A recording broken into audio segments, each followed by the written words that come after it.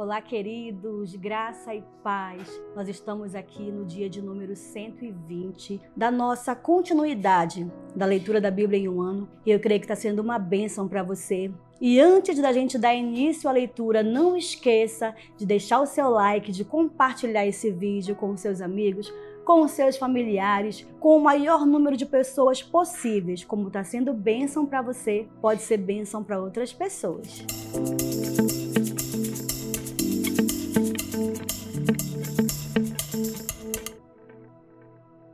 E hoje nós vamos dar continuidade à nossa leitura. A gente vai compartilhar 4 textos da Bíblia que são Josué capítulo 20 e capítulo 21, Jó capítulo 30 e Atos do capítulo 13, do versículo 26 até o 52. E lá no livro de Josué capítulo 20, se você observar que lá do capítulo 13 até o capítulo 19 vai estar falando a respeito da divisão das terras e da herança para o povo de Israel. Ao chegar no capítulo 20, o Senhor ele vai chamar Josué para que ele chame os sacerdotes e o povo de Israel com a preocupação de quê? De separar uma cidade para aquelas pessoas que cometeram assassinato, aquelas pessoas que mataram alguém. Esse tipo de assassinato, com essa cidade preparada para esses refugiados, teria que acontecer somente para aquelas pessoas que cometeram o assassinato de forma acidental, não foi proposital, então não teve uma intenção de matar. Eles precisariam preparar essa cidade. E aí, aqui no versículo 4 diz assim: quando o homicida involuntário fugir para uma dessas cidades, terá que colocar-se junto à porta da cidade e expor o caso às autoridades daquela cidade. Eles o receberão e lhe darão um local para morar entre eles.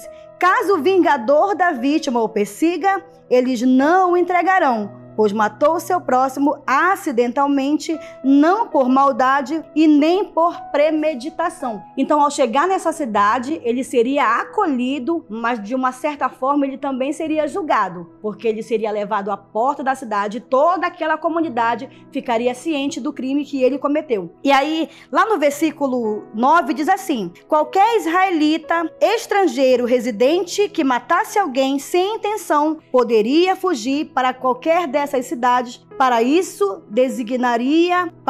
designadas a escapar do vingador da vítima, antes de comparecer a julgamento perante a comunidade. Então, mesmo que ele ficasse ali refugiado naquela cidade, em algum momento ele seria chamado pela justiça daquele local, algum sacerdote, alguém responsável, algum juiz, para ser sentenciado, e essa sentença ela seria dada diante de toda a comunidade. E aí, na sequência, nós chegamos no livro de Josué, capítulo 21, e aí do versículo 1 até o 2 diz assim: os chefes da família dos levitas se aproximaram do sacerdote Eleazar, de Josué, filho de Num, e dos chefes das outras famílias das tribos dos israelitas, em Siló, na terra de Canaã. E lhes disseram: o Senhor ordenou por meio de Moisés que você nos desse cidade onde pudéssemos habitar e pastagens para os nossos animais. Então aqui as famílias dos levitas, eles estão reivindicando algo que o Senhor prometera a Moisés.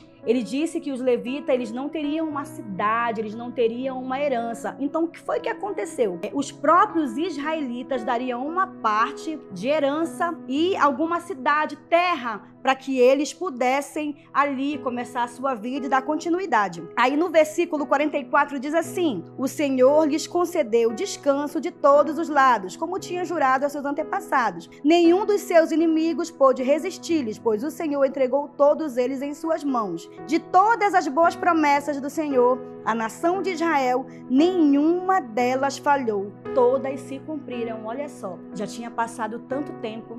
E os israelitas, os levitas, eles lembraram que o Senhor não esquecera deles. Eles foram lá, reivindicaram a promessa do Senhor e eles receberam. E aqui está dizendo que nenhuma promessa que o Senhor fez, nenhuma delas ele ficou devedor. Esse é o nosso Deus, é o Deus que cumpre e Ele faz, Ele promete e Ele executa. E agora nós chegamos ao livro de Jó, capítulo 30. E nesse capítulo você vai perceber que Jó, ele se sente abandonado não só pelos seus amigos, não só pelas pessoas próximas, mas ele também está se sentindo abandonado por Deus. Olha só o que é que diz aqui no versículo 16. E agora esvazia-se a minha vida, estou preso a dias de sofrimento. A noite penetra os meus ossos, minhas dores me corroem sem cessar. Em seu grande poder, Deus é como a minha roupa. Ele me envolve como a gola da minha veste. Lança-me na lama e sou reduzido a pó e cinza.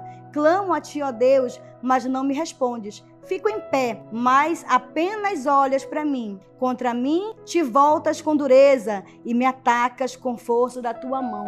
Então a gente percebe assim o desespero da alma de Jó. Ele está se sentindo abandonado por todos, inclusive por Deus.